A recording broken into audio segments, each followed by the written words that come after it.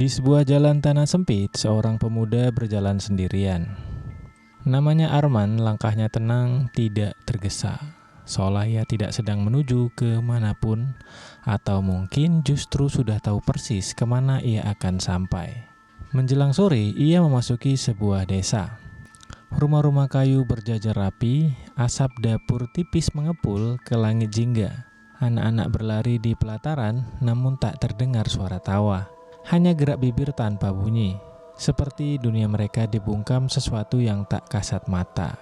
Beberapa warga menatap Arman dengan pandangan datar, tanpa senyum, tanpa sapaan. Arman tetap menyapa ringan, "Permisi," tapi tidak seorang pun menjawab. Seorang pria paruh baya akhirnya mendekat. Wajahnya terlihat lelah, matanya menyimpan sesuatu, entah takut atau pasrah. "Apakah kau tersesat?" tanyanya. Nada suaranya tidak kasar, namun juga tidak ramah. "Tidak, Pak," jawab Arman santai. "Saya hanya ingin melintas." "Kau bukan orang sini?" "Siapa namamu?" "Namaku Arman, Pak." Pria itu menghela napas pelan. "Di sini, kami menganut ajaran leluhur. Pemimpin kami berkata, usianya sudah ribuan tahun. Siapapun yang ingin hidup panjang usianya, seperti dia, tidak boleh berkomunikasi dengan orang asing. Tidak boleh berbicara dengan pendatang, dan tidak boleh mengenal orang baru." Arman melirik warga yang masih memperhatikan dari kejauhan, lalu bertanya, "Kalau melanggar?" Pria itu pun menunduk. Sudah ada yang beberapa kali mencoba tinggal di sini karena penasaran, atau mungkin rasa ingin tahu. Namun karena mereka melanggar pantangan itu, mereka pun berakhir dalam kondisi yang memprihatinkan. Angin sore berembus pelan membawa hawa yang entah mengapa terasa berat. "Kalau kau hanya melintas, pergilah sebelum malam," lanjutnya. "Lebih baik untukmu." Arman mengangguk kecil, namun langkahnya justru masuk lebih dalam ke arah desa. Di ujung jalan berdiri sebuah balai pertemuan. Beberapa orang keluar dari sana dengan tatapan dan pandangan kosong. Saat Arman mulai mendekat, dari dalam terdengar suara pria tua, berat dan berwibawa. "Ibadah hari ini sudah selesai," katanya. Orang-orang pun menyalaminya satu persatu dengan tunduk patuh. Arman berhenti sejenak, lalu masuk dan saat itu langit mulai gelap. Di tengah ruangan, seorang pria tua mendekatinya.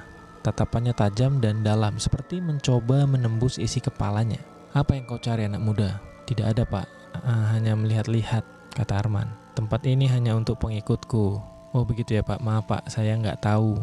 Pria tua itu tersenyum tipis, senyum yang tidak sampai ke mata. "Kau ada saudara di sini?" "Enggak, Pak. Saya kebetulan lewat aja." "Kalau begitu, jangan lama-lama di sini." Tatapannya terasa menekan. Arman mengangguk, lalu keluar dari balai. Malam turun sepenuhnya. Alih-alih meninggalkan desa, Arman berjalan menuju hutan di belakangnya. Begitu melewati pepohonan, udara berubah dingin. Kabut turun cepat, menutup jalan. Suara ranting patah terdengar di belakangnya. Bayangan tinggi dan kurus bergerak di antara batang pohon. Wajahnya pucat, matanya cekung, rahangnya terlalu panjang, dan makhluk itu melayang tanpa menyentuh tanah. Bisikan terdengar dari segala arah, dan di saat yang sama, tanah di bawah kaki Arman terlihat melunak, dan tangan-tangan pucat muncul dari sela-sela akar dan tanah-tanah lunak itu, seperti mencoba meraih pergelangan kaki Arman. Namun itu pun langkah Arman tetap stabil. Tiba-tiba sosok mengerikan muncul tepat di hadapan Arman. Wajahnya terbelah dua, lalu makhluk itu menjerit. Arman hanya menatapnya, 1 detik, 2 detik, dan beberapa saat kemudian makhluk itu pun menghilang. Arman terus berjalan perlahan, semua suara berhenti, kabut menipis, tangan-tangan dan bayangan tadi lenyap begitu saja. Beberapa langkah kemudian, udara mendadak terasa ringan dan hangat. Ia telah melewati batas-batas tak terlihat, atau batas radius pengaruh dari sekte itu. Arman berhenti sejenak, menatap desa dari kejauhan, lalu ia pun berbalik.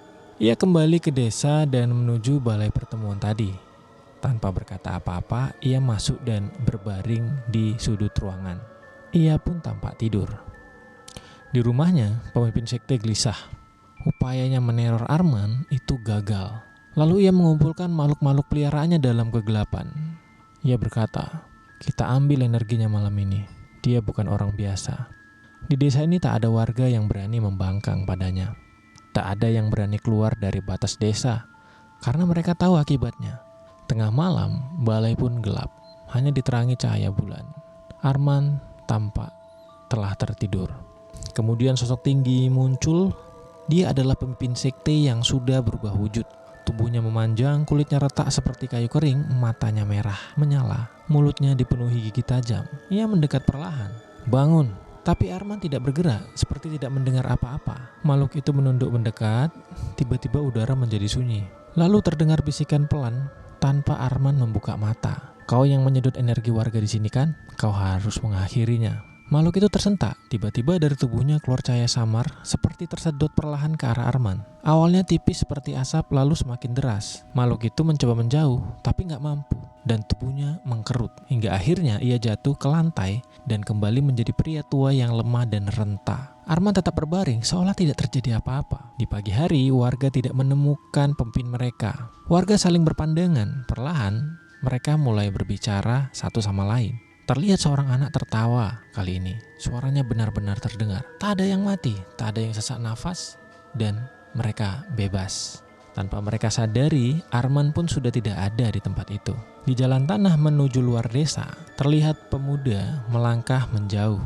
Langkahnya tenang, seolah ia memang tak pernah punya tujuan pasti. Namun malam itu, tanpa diketahui siapapun di desa itu, Arman telah menyelamatkan mereka.